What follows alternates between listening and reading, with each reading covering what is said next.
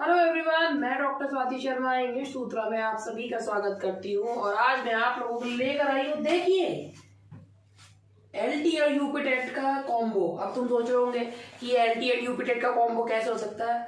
मैं कहीं ना कहीं कुछ ना कुछ ऐसे कर ही देती हूँ। भाई देखो, ग्रामर तो सब में सेम है, मगर जब तक तुम्हें थंबनेल नहीं दिखता ना एलटी का, तुम पढ़ते नहीं। अब क्या करें, यूपीटेट वालों के लिए इसमें ग्रामर है केवल, और एलटी वालों के लिए इसमें ग्रामर और लिटरेचर दोनों है। तो भैया देख लेना, अच्छा लगे तो बता देना कि कॉम्बो कैसा लगा। तो लाइव आऊंगी कल, नहीं तो मैं नाराज हो जाऊंगी, फिर मैं आने की नहीं हूँ। लाइव वीडियो बनाती रहूंगी, लाइव नहीं आने की फिर मैं। तो अगर आपको ये कॉम्बो अच्छा लगे तो मुझे बता दीजिएगा, मैं कल आप लोगों के साथ लाइव मिलूंगी। इसी तरीके का ग्रामर का सेशन उनके लिए और लिटरेचर का सेशन एलटी वालों के लिए वो रहेगा। तो भाई आप में से बहुत सारे लोग ऐसे भी होंगे जो एलटी का फॉर्म भरने के साथ साथ यूपीटेट का फॉर्म भी भरा होगा जिन लोगों ने, तो इसलिए आप लोगों के लिए ये यूजफुल रहेगा सेशन। तो चलिए स्टार्ट करते हैं। यूपीएलटी एंड यूपीटेट कॉम्बो, इसमें grammar is for both UPTET and LT और literature is only for LT. और इसमें के अलावा इसमें आज मैंने यूपी जो इसमें लिटरेचर का पोर्शन लिया है वो एलटी का जो यूनिट 1 है लिटरेरी टर्म्स, वो मैंने इसमें ली है। तो चलो भाई स्टार्ट करते हैं। एलटी ग्रेड का बैच जो हमारा चल रहा है बहुत अच्छा चल रहा है। अगर आप लोगों को इसमें एडमिशन लेने के लिए डेमो लेना है तो you can call us on 7895937338। और दूसरी बात ये याद रखिएगा, क्लासेस जो चलती हैं वो मेरठ में ऑफलाइन चलती हैं और ऐप पर ऑनलाइन थ्रू आउट इंडिया के जितने भी स्टूडेंट्स हैं वो पढ़ रहे हैं। अगर आप ऐप डाउनलोड करते हैं और ऐप पर आप जो है आपको लगता है कि ऐप डाउनलोड करने से ही आपको चीजें दिख जाएंगी या हम आपको कांटेक्ट करेंगे, तो हम लोग ये नहीं करते क्योंकि हम आपकी प्राइवेसी का बहुत ख्याल रखते हैं। तो अगर आपने ऐप डाउनलोड करा है इंग्लिश सूत्रा का ऐप, भाई देखिए ये जो आपको चीज मिलती भी है ये किस पर मिलती है, that you find on English. ये प्ले स्टोर पे हमारा ऐप है इंग्लिश सूत्रा का, English Sutra.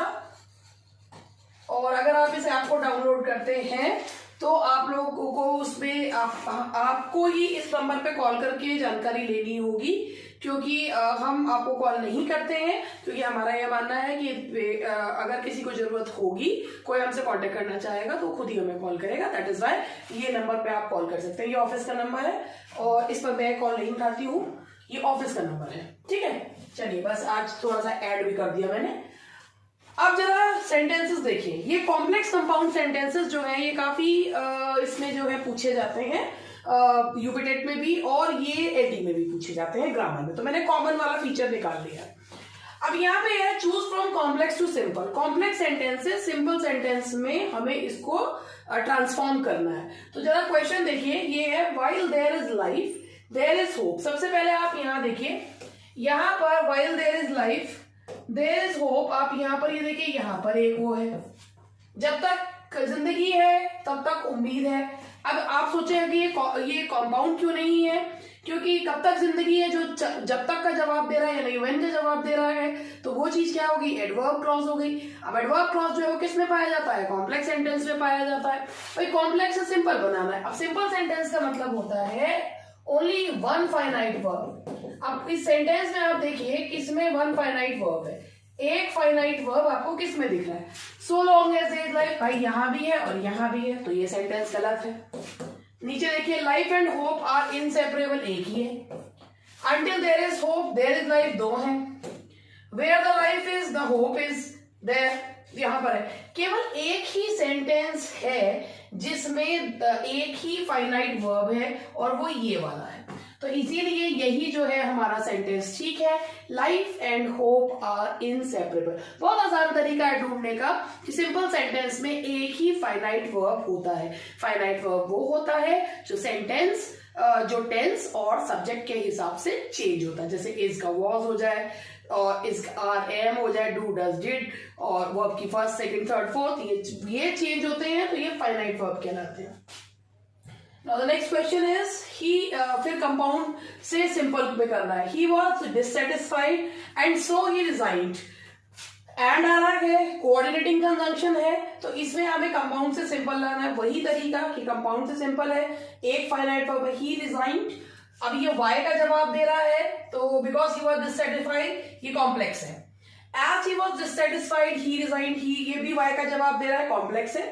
Being dissatisfied, he resigned. He resigned. दे तो ये भी y का ही जवाब दे रहा है, लेकिन ये being से शुरू हो रहा है. अब being क्या है?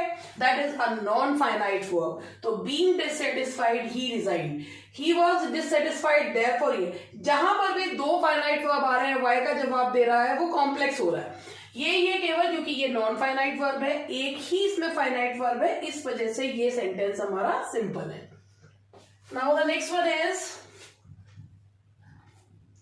Choose from complex to simple. You may do what you like. ये ऐसे है, you may do what you like. तो कॉम्प्लेक्स से सिंपल लेना है. You may do what you like, तो फिर देखिए दो वर्ब्स है, मे डू एंड लाइक. ये आपके दो वर्ब्स है, इससे हमें एक हो रहा है. You may do what you desire, ये नहीं हो सकता क्योंकि दो वर्ब्स आ रहे हैं. You may like anything and do it, फिर ये दो वर्ब्स आ रहे हैं. You may do anything. अब you may do things that you like, एक ही है जिसमें एक फाइनाइट वर्ब है, एंड दैट इज ये हेल्पिंग वर्ब और मेन वर्ब मिलकर एक वर्ब बनाते हैं. तो you may do anything, this is the simple sentence. Convert into verb. His actions are a proof of his kindness. क्या proof लग गया तो that is a noun. अब noun को करना है verb में change. तो proof में अगर आप ये proof में अगर आप ve जोड़ दोगे तो that will be a verb. ठीक है. proof means होता है सबूत और proof मतलब होता है साबित करना. तो अगर आप proof में इसमें आप OF हटाकर VE जोड़ दोगे तो that will be a verb. तो his actions proved of his kindness. Proved के बाद ऑफ नहीं लगेगा. His actions are a proof of it. Proved के साथ इसे हिज, या तो ये होता his actions proved his kindness, ये ठीक हो जाता. It is proved that his actions are kind. His actions are proved of his kindness. It cannot be converted into verb. अब एक ही सही है and that is जो कि grammatically correct है. It is proved that his actions are kind, या हम कहते his actions proved his kindness. तो ऑफ नहीं लगा होता तो भी ये सेंटेंस सही हो जाता. केवल आप वर्ब देख के मत करिए, सेंटेंस का सीक्वेंस भी देखना पड़ता है, सेंटेंस का स्ट्रक्चर भी देखना पड़ता है. Combine the sentence into one. His house was searched. He was absent at the time. इस सेंटेंस को हमें एक बनाना है. वो सिंपल हो सकता है, कंपाउंड हो सकता है, कॉम्प्लेक्स हो सकता है. His house was searched in his absence. His house was searched and so he was absent. अगर ये हो जाता है his house was searched when he was absent at that time. When he was absent, his house was searched. तो ये बन जाता है his house was searched when. तो ये जवाब देता कॉम्प्लेक्स है, मगर यहाँ नहीं है. यहाँ दो सेंटेंसेस को जोड़कर एक सिंपल सेंटेंस बनाया है. his house was searched in his absence. ये सिंपल सेंटेंस है. काहे को सिंपल है? क्योंकि यहाँ पर केवल एक ही फाइनाइट वर्ब है, ये याद रखिएगा. कई लोग इसे दो मान लेंगे. हेल्पिंग वर्ब और मेन वर्ब मिलकर एक फाइनाइट वर्ब बनाते हैं. मार्क माई वर्ड्स, मेरे वर्ड्स को याद रखिएगा. ये वैसी बहुत सारी चीजें होती हैं जो लोग यूट्यूब पे बताने में बहुत नहीं बताते हैं कि कहीं हमारा ट्रेड सीक्रेट औरों को ना पता चल जाए. मेरा मानना ये है ज्ञान बांटने से केवल बढ़ता है. तो बहुत सारी चीजें ऐसी हैं, इनमें से भी कुछ चीजें ऐसी हैं जो लोगों को समझ में आती हैं, कुछ को समझ में नहीं आती हैं. तो जिनके लिए बेनिफिशियल है वो उसको यूज कर लेंगे, जिनके लिए बेनिफिशियल नहीं है वो इसको 2 सेकंड देख कर आगे बढ़ जाएंगे. ठीक है, चलो आगे बढ़ते हैं. The war was over, there was peace in the world. अब यहां पर भी सिंपल सेंटेंस में बदले, कंपाउंड में बदले, कॉम्प्लेक्स में देख लीजिए. The war was over, there was peace in the world. ये ऐसे कॉमा से तो जोड़ दी देंगे. The war being over, there was peace in the world. Being over है, वॉर ओवर होने के. द वॉर बीइंग ओवर, ये नॉमिनेटिव एब्सोल्यूट का यूज करा गया है. The war having been over, the war being over, there was peace in the world. तो इससे एक सिंपल सेंटेंस जो है वो बना लिया है. Madhuri is the girl her father helped me. अब यहां पर हमें इस सेंटेंस को कंबाइन करना है. माधुरी इज द गर्ल, और यहां पर कह रहे हैं कि भाई जिसके पिताजी ने मेरी मदद की थी. तो Madhuri is the girl whose father help me. तो ये हमारा कॉम्प्लेक्स सेंटेंस है, एडजेक्टिव क्लॉज है. Madhuri is the girl whose father helped me. Father की स्पेलिंग गलत है, father. Now the next question is he was arrested, I heard the news, I went to the police station. अब ये 3 sentences को मिलाकर एक sentence बनाना है। ये देखिए, hearing the news that he was arrested, I went to the police station, arrested was he as he heard the news, ये तो ऊपर वाला तो गलत है ही। अब इसमें ये देखिए, hearing the news that he was arrested, hearing the news that he was arrested, I went to the police station, है तो ये कॉम्प्लेक्स सेंटेंस ही। 3 सेंटेंसेस को जोड़कर एक कॉम्प्लेक्स सेंटेंस बनाया गया है। He was quite tired, he could scarcely stand. इसको बनाएंगे, he was so tired, तो he was so tired that he could scarcely stand. तो ये है हमारा ये he was so tired, तो that he could scarcely stand, यहां पर ये हमारा कॉम्प्लेक्स सेंटेंस हमने बनाया है।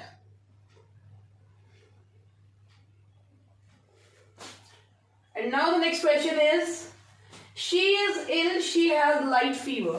तो she is ill with light fever, ये हमारा सेंटेंस सिंपल सेंटेंस है क्योंकि इसमें केवल एक ही फाइनाइट वर्ब है। she is ill with light fever. she is ill, she has light fever, she is ill and she has light fever, she is ill with, एक simple sentence बनाया है। यहां पर ये होना चाहिए था, एक सिंपल सेंटेंस में कन्वर्ट कीजिए।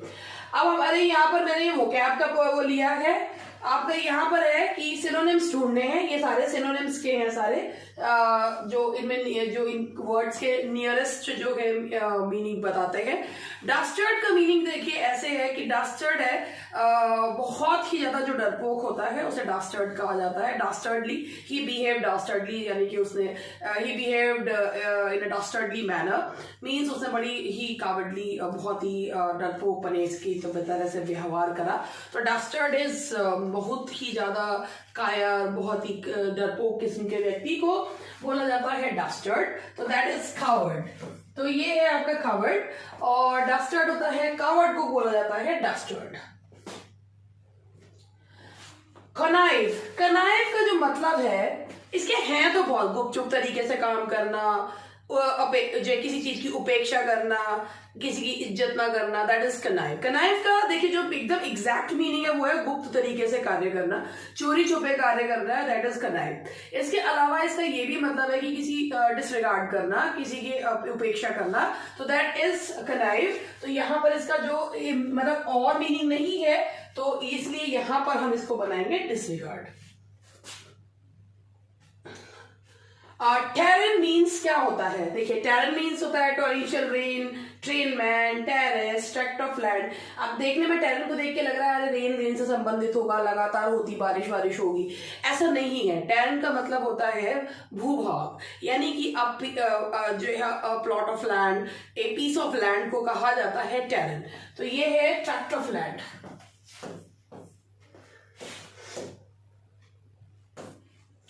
मैसाकर, मैसाकर का मतलब क्या होता है, बहुत नरसंहार को बोला जाता है मैसाकर।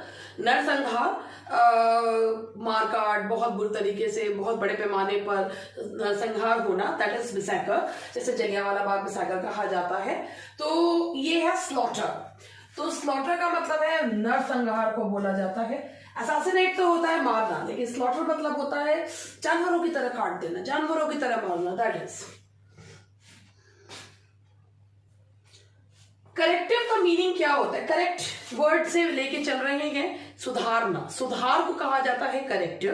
तो रेमेडियल, किसी चीज में सुधार लाने को, करेक्टिव मेजर्स लेना, सुधारात्मक प्रयास करना, तो that is remedial.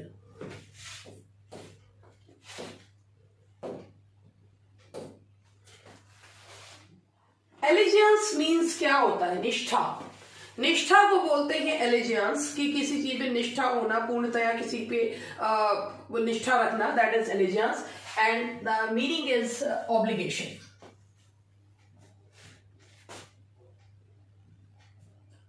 Bellicose, bellicose का मतलब होता है हर समय लड़ने को तत्पर, जो वॉर लाइक, जो कुछ होते हैं कि भाई बहुत ही ज्यादा लड़ाकू प्रवृत्ति के, लड़ने को तैयार हमेशा रहते हैं, तो that is bellicose. War like, हमेशा युद्धात्मक स्थिति में रहना। क्वियर थ्योरी, जैसे आप लोगों ने अगर पढ़ा हो, एक लिटरेचर में थ्योरी भी होती है, क्वियर थ्योरी कहा जाता है, जिसमें जैसे गेल स्पेन थ्योरीज वगैरह को पढ़ा जाता है। तो क्वियर थ्योरी का मतलब होता है विचित्र, स्ट्रेंज को कहा जाता है, अजीब को कहा जाता है क्वियर, तो that is strange.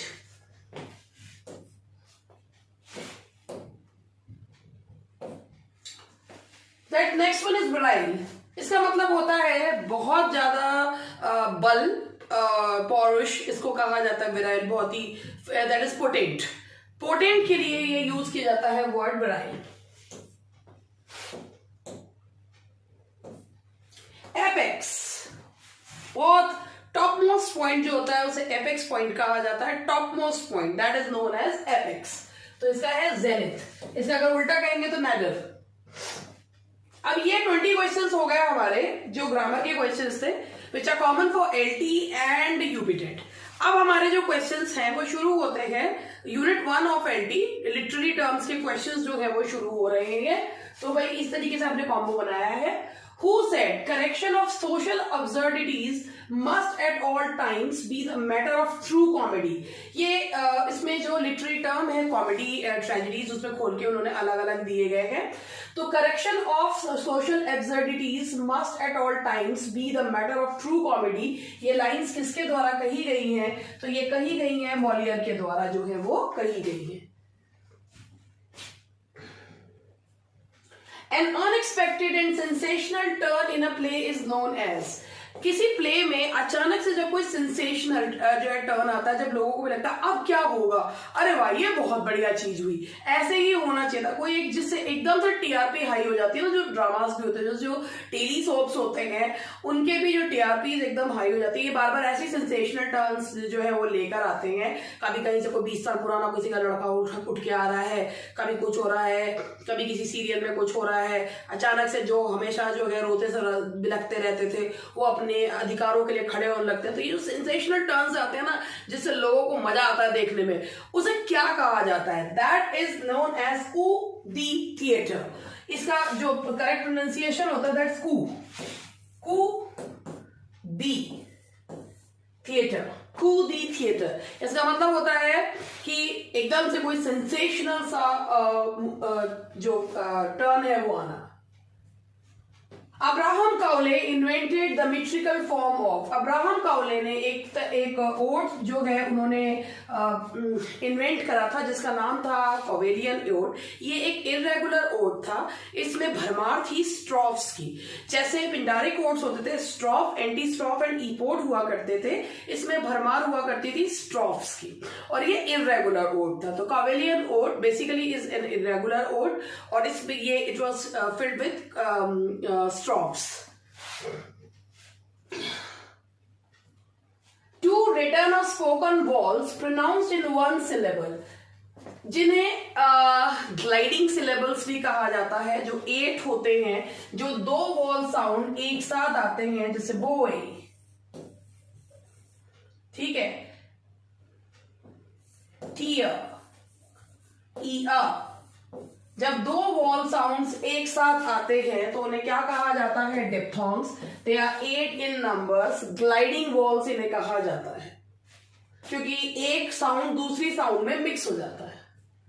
Omission of a sound between 2 words, usually a vowel, and the end of one word or the beginning of the next is known as, भाई जब omission of a sound between 2 words के बीच में जब sound जो है वो हटा देते हैं, जैसे हम यहाँ पर बोलते हैं डोंट नो, अब इसे बोल दें हम डोनो, ये क्या है? जब हम ओमिशन ऑफ साउंड हो जाता है, एक वॉल हट जाता है और एक उसमें से एक एंड ऑफ वन वर्ड जो है वो हट जाता है, तो उसे क्या कहा जाता है? That is known as elision. डोनो, दैट इज नोन एज डोनो, दैट इज एलिजन।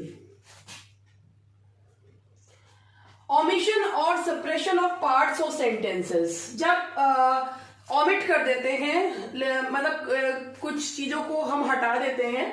आप लोगों ने ये देखा होगा, जब हम लिखते लिखते कुछ कोटेशन वगैरह काटते हैं तो 3 डॉट्स लगाकर काटी जाती है, ये 3 डॉट्स लगा के फिर हम उसके बाद शुरू करते हैं। आपने कोटेशंस में ये देखा होगा, 3 डॉट लगाते हैं फिर यहाँ से कोटेशन शुरू करते हैं, तो उसे क्या कहा जाता है? एलिप्सिस कहा जाता है। कोई पार्ट को अगर हम छोड़ देते हैं तो that is known as ellipsis. Understanding and entering into another's feelings, किसी की भावनाओं को समझना, किसी की भावनाओं में मतलब किसी को की जगह, एक तो होता है कि हम किसी की फीलिंग्स को समझते हैं, उसके साथ सिंपैथाइज करते हैं, सहानुभूति। एक होता है कि जो जिस परिस्थिति में होता है हम बिल्कुल वैसा ही फील करते हैं, इसे हिंदी में बोला जाता है समानुभूति। तो ये जो समानुभूति होता है, जैसे अगर आप लोगों ने पढ़ा हो कि जब लोग क्राइस्ट के बारे में पढ़ा करते थे तो एग्जैक्टली उनके शरीर पे वहीं पर जो खून बहने लगता था जहां पर क्राइस्ट को क्रूसिफाइड किया गया था, जहां जहां पे उनके कील जो है वो ठोकी गई थी। तो क्यों? क्योंकि वो इतना ज्यादा उनसे कनेक्ट हो जाते हैं, समानुभूति इतना ज्यादा हो जाती है कि they just feel like that person. तो उसे क्या कहा जाता है? That is known as empathy. तो एम्पैथी का मतलब होता है कि to feel, just to be in the shoes of that person, that is empathy.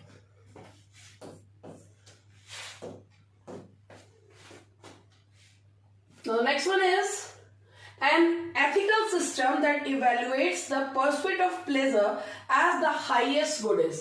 ऐश तू कर प्यारे, ऐश तू कर, दुनिया जा तेल लेने ऐश तू कर। जो ये इस तरीके की सोच रखने वाले होते हैं और जिनके लिए एक हो गया अजगर करे ना चाकरी, पंछी करे ना काम।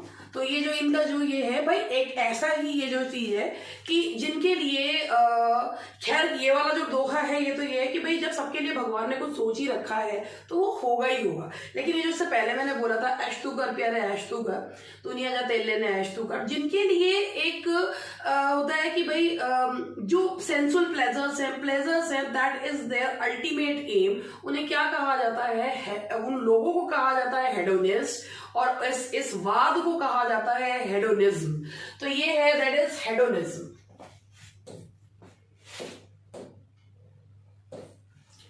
Someone who tried to destroy traditional ideas or institution is known as। आपने जरूर जॉर्ज बर्नार्ड शॉ का नाम सुना होगा, और जॉर्ज बर्नार्ड शॉ को कहा जाता है iconoclast.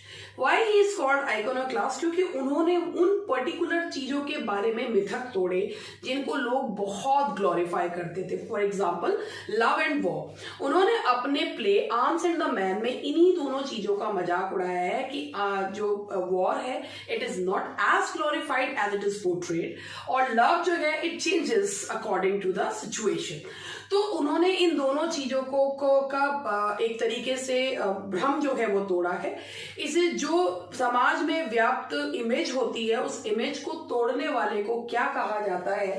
That is known as iconoclast. Hindi में अगर बोलते हैं तो मूर्ति भंजक। ये इसका कहने का मतलब ये है कि जो इमेज है, जो आइडियल है, उसे ब्रेक करने वाले को बोला जाता है आइकोनोक्लास्ट। और इसमें सबसे पहले जो मेरे दिमाग में नाम आया that was George Bernard Shaw.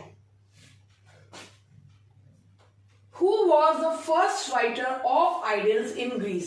Idyls यानी कि गांव की पृष्ठभूमि पर लिखे गए जो गाने होते हैं उन्हें कहा जाता है आइडल्स, गांव की पृष्ठभूमि पर लिखे गए गीत। अब आइडल्स की शुरुआत सबसे पहले ग्रीस में किसने करी थी? That was by Theocritus. Theocritus के द्वारा जो है वो शुरू करा गया था। An indirect and usually malicious implication is known as। किसी को सीधा ना कह के इशारों में कहने को फिगर ऑफ स्पीच क्या है? That is known as innuendo. आप किसी को सीधा कुछ नहीं कह रहे हैं, घुमा कर कह रहे हैं, that is known as innuendo. Early works which are produced in the author's or artist youth. कोई भी वर्क जो आर्टिस्ट ने अपने यंग एज में लिखे होते हैं उन्हें क्या कहा जाता है? That is known as juvenilia. Juvenilia means अपने कोई भी आर्टिस्ट जब अपने यंग एज में जो वर्क्स लिखता है उन्हें कहा जाता है juvenilia. Nom de plume is. Nom de plume का मतलब होता है कोई भी राइटर अब लिखने के लिए जो कोई और नाम अपनाता है उसे क्या कहा जाता है? Nom de plume. तो that is pen name. The father of criticism. Father of criticism कौन है? Father of criticism is Aristotle. Aristotle जो है वो फादर ऑफ क्रिटिसिज्म है। The father of English criticism is Dryden. Father of English criticism is Dryden and father of criticism is Aristotle. The word essay has been taken from the French word essay. What does it mean? Essay का मतलब होता है attempt करना. Essay जो है वो लिखने शुरू करे थे Montaigne ने. Montaigne is known as the father of essays and Bacon is known as the father of English essays. A line consisting of 10 syllables is known as. 10 syllable is equal to 5 feet. Feet बोलेंगे तो हो जाएगा पेंटा, लेकिन अगर 10 syllables बात करेंगे तो हो जाएगा डेका. तो ये होगा आपका डेका सिलेबिक. ये इससे कंफ्यूज मत होइएगा. पेंटा सिलेबिक मतलब 5 syllables, Deka syllabic. It's a rhetorical device which is used for anticipating and answering objections in advance. Which is it? जब किसी चीज के लिए भविष्य में होने वाली चीज को पहले से ही कहा जाता है तो उस फिगर ऑफ स्पीच को क्या कहा जाता है. अब मैं आपको इसके बारे में इसका एक एग्जांपल देती हूँ. इसका परफेक्ट एग्जांपल है जब हैमलेट जो है वो बोलता है होरेशियो आई एम डेड. अब अगर कोई मर गया है तो वो बोलेगा थोड़ी, लेकिन उसको हैमलेट को ये पता है कि this is imminent, he is going to die. तो बोलता है फेंसिंग मैच के बाद वो बोलता है होरेशियो आई एम डेड. किसी भविष्य में घटने वाली घटना को पहले से ही कह देना, दैट इज नोन एज प्रोलेप्सिस.